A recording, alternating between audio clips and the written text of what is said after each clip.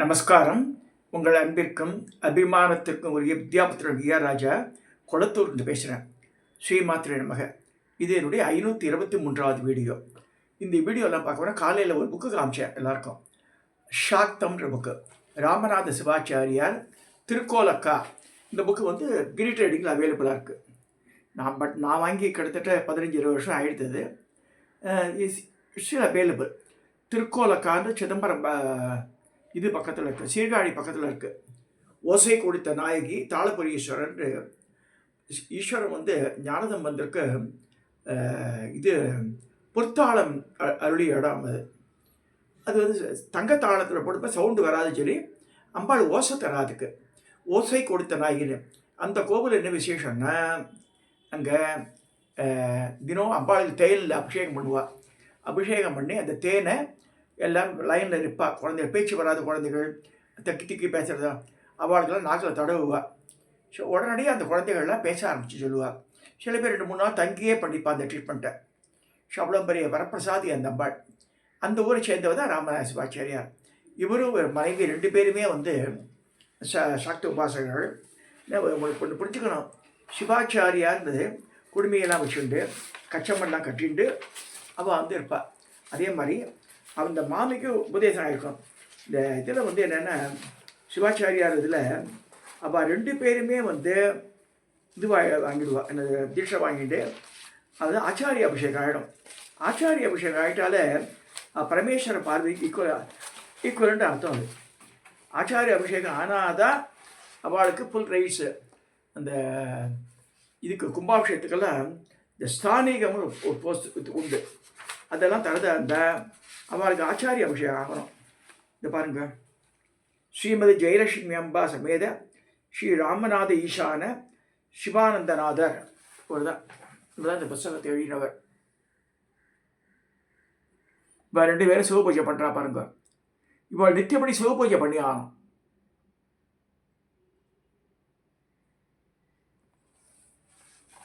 Sir, coming to our subject.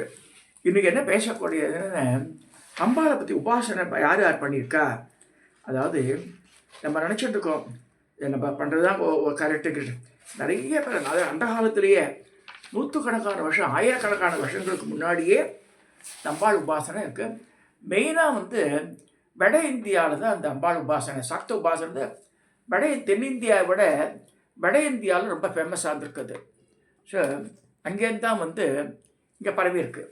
இதை பரவறதுக்கு காரணமாக இருந்தவர் யாருன்னா, பாசுரானந்தநாதர்ன்ற பாஸ்கராச்சாரியார். அவர் தான் படைப்பினர். இங்கே தென்னாட்டில் லேடிஸுக்கு அதிகாரம் கொடுத்ததே அவர் தான். அவர் தான் எல்லாம் இந்த தந்திர சாஸ்திரங்கள்லாம் கொண்டு வந்தது தமிழ்நாட்டுக்கு பாசுரானந்தநாதர். இது one thing you want to reveal. நம்ம பாரத தேசத்தில் ஆந்திர பிரதேஷுக்கு தனியாக ஒரு இடம் இருக்குது. என்னென்னா, கர்நாடகா, ஆந்திர பிரதேஷ் இருக்கா, அவள்லாம் வெரி சின்சியராக பண்ணுவாள் இந்த சாக்த உபாசனை. Especially Andhra, through out India எடுத்து பார்த்தா காஷ்மீருக்கு எடுத்து ஆந்திரா தான் மெயினாக இருக்குது. பல சக்தி உபாசகா எல்லோரும் ஆந்திரா. பாசுராந்தநாதரே ஆந்திராவை சேர்ந்தவர் தான். ஸோ லக்ஷ்மிதர பண்டிதர், பாஸ்கராயர், பல பேர், பல மகான்கள் எல்லாம் ஆந்திர பிரதேஷில். அவள் நேமனிஷ்டர் ரொம்ப ரொம்ப ரொம்ப ஜாஸ்தி தெலுங்கு பிராமணாளுக்கு. ஸோ அது நான் முன்னாடியே சொல்லியிருக்கேன். ஷாதா வேதிக் பிராமணன் வேறு.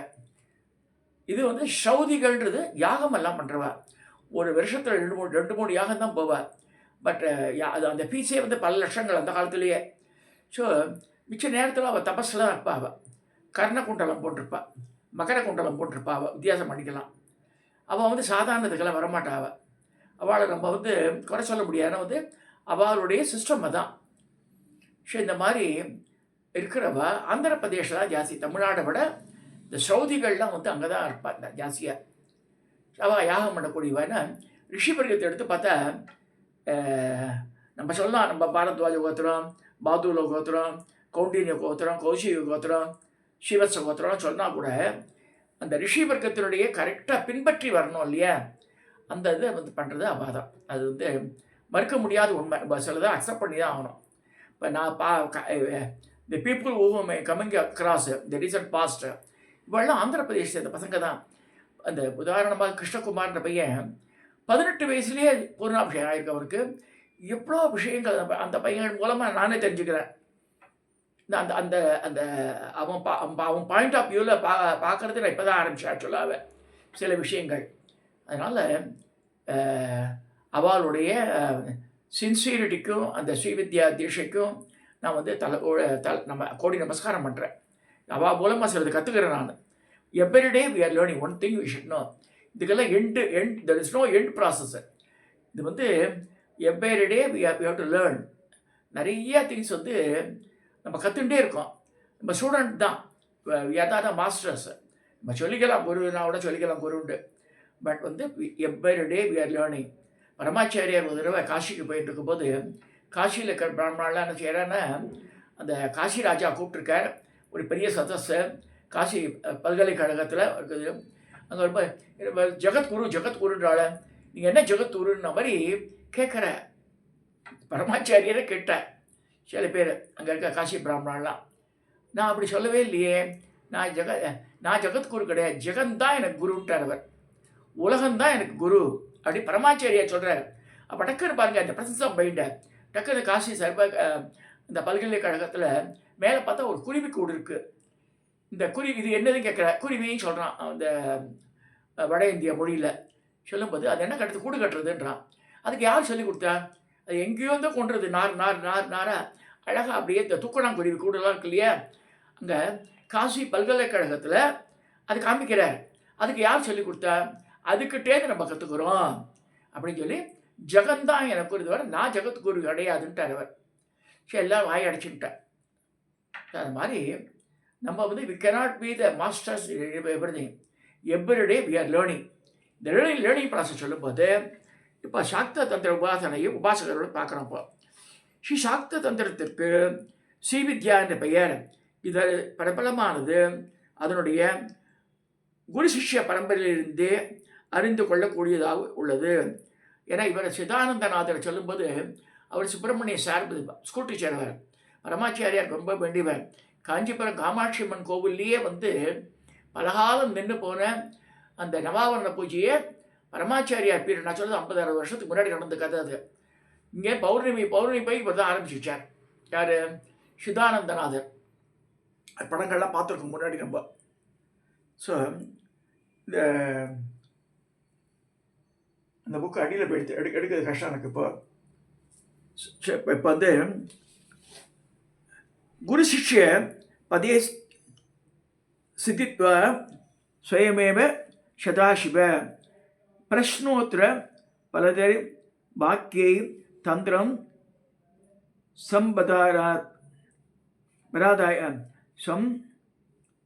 சம்பதாராயத். இதே சௌந்தர்யகிரி 31ஆம் ஸ்லோகத்தில் சதுஷக்தியா தந்திரை சகலம் அதி சத்தியாய யுவனம் சிதி தத்தத் சித்தி பிரசவ பாதந்திரை பசுபதி புனக நிர்பந்தா கில புருஷா ததை கடனாம் சதந்திராம் தே தந்திரம் ஸ்ருதித்வம் அவா தீதரீம். அதாவது அம்பிகையின் பஞ்சதத்துவத்தையை பரமசிவனை இந்த பூவலகில் பிரகாசிக்க செய்தான்னு சௌந்தர்யலகிரியில் ஆதிசங்கர் சொல்றார். சம்பு பூஜைத்தே தேவி மந்திர சக்திமயின் சுபா. பரமசிவனே ஆதிநாதர் என்று சொல்கிறார்கள். அம்பாளுடைய உபாசகளை முதன்மையானவரும் அம்பாளை குருமூர்த்தியாகவும் தட்சிணாமூர்த்தி ரூபிணி என்றும் குருமண்டல ரூபிணி லலிதாசகரமாக சொல்லுது. குருமூர்த்தி குணநித்தி கோ மாதா கோஜன் பபு அப்படி வருது இல்லையா. இப்போ வந்து அதில் என்ன சொல்லிருக்கான, மனு சந்திர குபேரச்ச லோபாமுத்ரைச்ச மன்மத அகஸ்திராக்னின அகஸ்தியர் அக்னி சூரியச்ச இந்திர ஸ்கந்த சிவஸ்ததா குரோதப்பட்டாரக்கான துர்வாசர் தேவியா துவாதசாமயி உபாசகா. அந்த 12 பேர் சொல்கிறா அவள். மனு சந்திரன் குபேரன் லோபாமுத்ரா மன்மதன் அகஸ்தியர் அக்னி சூரியன் இந்திரன் ஸ்கந்தன் சிவன் குரோதப்பட்டாரக என்ற துர்வாசர் என்ற 12 பேர்களும் ஸ்ரீ தேவி உபாசித்து பயன்பெற்றவராக சொல்கிறார்கள். ஸோ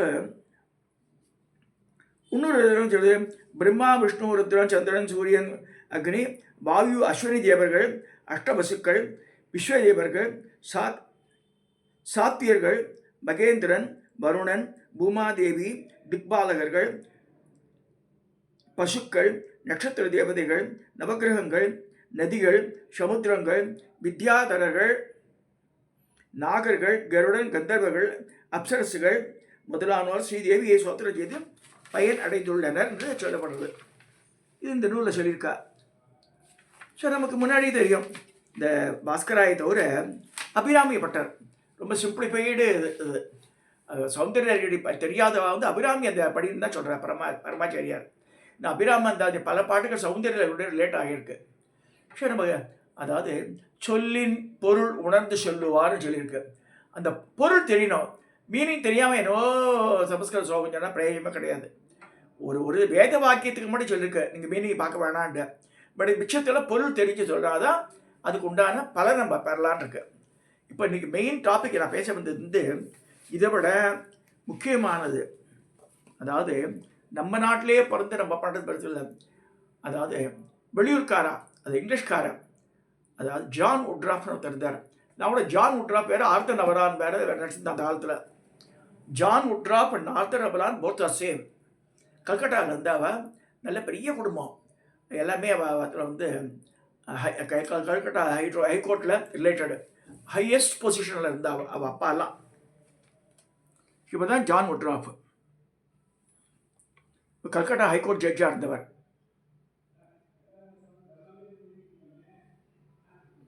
இவரை பற்றி தான் பேச வந்தேன் நான். பரமாச்சாரியார் கூட நிறைய ரெஃபர் பண்ணுறாரு இவரை.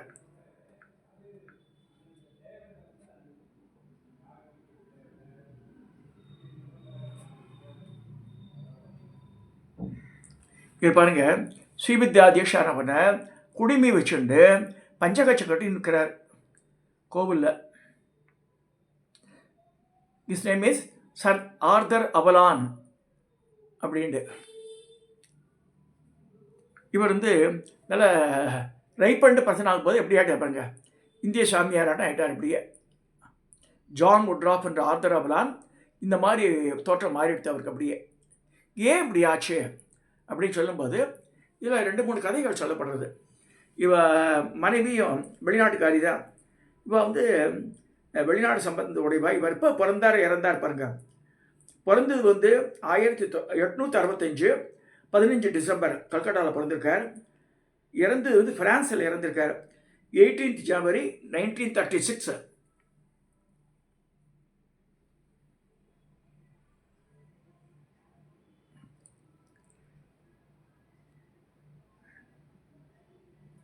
இவரை பற்றி தான் சொல்ல வந்தது.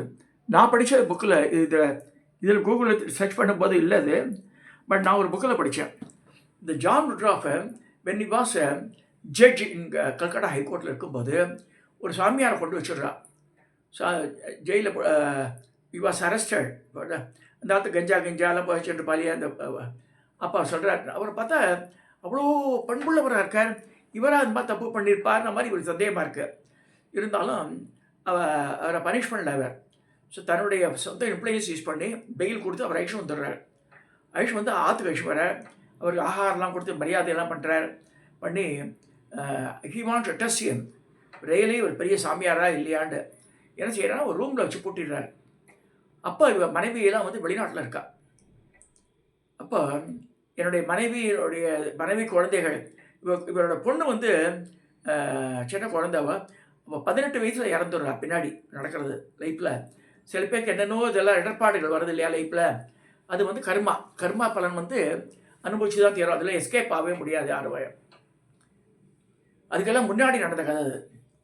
அப்போ வந்து என்னுடைய ஃபேமிலி ஸ்டேட்டஸ் சொல்லுங்க அப்படின்றார். அப்போ சொல்கிறேன், எனக்கு அந்த ரூமில் வச்சு சாத்திருங்க, ஒரு 1/2 hour கழிச்சு திறந்துங்கன்றார். ஷே மாதிரி நடக்கிறது. ஒரு 1 hour கழிச்சு திறக்கிறா. இருக்கார் வரார். என்ன பார்த்தேன்றார். இல்லை நான் வந்து விசிட்டட் யுவர் ஹவுஸ், அப்ராடில் இருக்க வீட்டுக்கு நான் போயிட்டு வந்துட்டேன்ட்டார். நான் சொல்கிற கதை 100 வருஷத்துக்கு முன்னாடி நடந்தது. ஆறு மேபி ஒரு 100 வருஷத்துக்குள்ளே இருக்கலாம். பட் அப்ராக்சிமேட்லி 100 years வச்சுக்கோங்க. நான் 1865 பிறந்திருக்காரு. Just imagine. ஸோ அப்போ 1901 தான் என்னவோ போயிருக்கார் அவர். ஸோ 100 வருஷம் வச்சுக்கலாம், அது மேலேயே இருக்கும். அப்போ அவர் அந்த சாமியார் சொல்கிற, நான் வந்து உங்கள் வீட்டுக்கு போயிருந்தேன், where your wife and children lived, அந்த that house caught fire, so they shifted their place from one place other place அப்ராடில். இப்போ வந்து புது வீட்டில் சௌக்கியமாக இருக்கா, நான் பேசிட்டு வந்து ஷேமலாபத்தில் விசாரிச்சுட்டேன். நம்பிக்கையே இல்லை இருக்கு. ஏன்னா அந்த காலத்தில் ட்ரங்கால் கூட கிடையாது போல், பார் பீரியட் அது. ஸோ அந்த நேரத்தில் எப்படி இருக்குன்ற ஒரு வாரம் கழிச்சு ஒரு லெட்டர் வருது அவளுக்கு. அதில் ஒய்ஃப் சொல்கிறா, நீங்கள் அனுப்பிச்ச இந்திய சாமியார் வந்துட்டு பார்த்துட்டு போனார் எங்களை, உங்கள் ஷேமலாபத்தெல்லாம் சொன்னார், நம்ம இருந்த பழைய வீடு நெருப்பிடிச்சி எரிஞ்சு போயிடுது பார் பீரியடில், வி ஷிஃப்டட் அவர் பிளேஸு, அதெல்லாம் சொல்லி எழுதியிருக்காவு. அப்போ தான் மட்டும் உடனே எனக்கு ரிசைன்ட் ஜாப், வேலையை விட்டார் அவர். வேலையை விட்டு ஸ்டார்டட் லேர்ன் இஸ் சான்ஸ்கிரிட். முதல்ல வந்து சான்ஸ்கிரிட்டை கற்றுட்டார். இப்போ எல்லா மதத்தையும் ஆராய்ச்சி பண்ணுறார், புத்த மதம், ஜெயின மதம், இந்த மதம். அதில் he got totally attracted towards Hinduism. அதை அட்ராக்ட் பண்ணி அதில் இருக்க தாந்திரிக இதெல்லாம் படிக்கிறார். அவர் வந்து நிறைய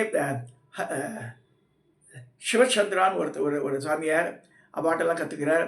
அவர் மேலே சந்தேகப்படுறார். அவருக்கு என்ன தெரியுண்டு, ரிஷிகேஷ் எல்லாம் போகிறார், பத்ரிநாத் போகிறார், கேதார்நாத் போகிறார். அங்கெல்லாம் போகும்போது அவர் பெரிய மகான்னு சொல்லிட்டு அவளாம் சொல்கிறார் அங்கே இருக்க சாமியாரெல்லாம். ஸோ அப்புறமா தான் is change is life. So it totally learned இந்த தாந்திரிக் இது தெரிஞ்சுட்டு அதில் ஹை லெவல் இனிஷியேஷன் வாங்கிட்டு அது நிறைய ஆராய்ச்சி பண்ணி நிறைய புக் எழுதுகிறார்.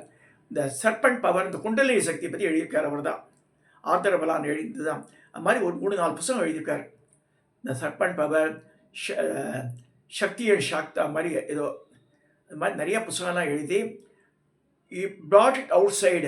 அதுக்கு முன்னாடி ஃபாரினர்ஸ்க்கெல்லாம் தெரியாது, இந்த சாக்தம்னாலும் தெரியாது, ஸ்ரீவித்யான்னு தெரியாது. ஆர்தர் பலான் என்ற ஜான் முட்ராப் போட்ட புக்கில் தான் நிறைய வந்தது. பின்னாடி தான் ஷாலிகிராம ராமச்சந்திராம் தெலுங்கில் போட்டிருக்காரு. அவர் நிறைய இங்கிலீஷ் புக்ஸ் எழுதியிருக்கார். That also can be read by you. So English படிக்கணும்னு ஆசைப்படுறவ you can go through the books of Shaligrama Ramachandra Rao. இந்த ஸ்ரீவித்யா, ஸ்ரீசக்கரம் அதெல்லாம் அவர் எழுதியிருக்கார்.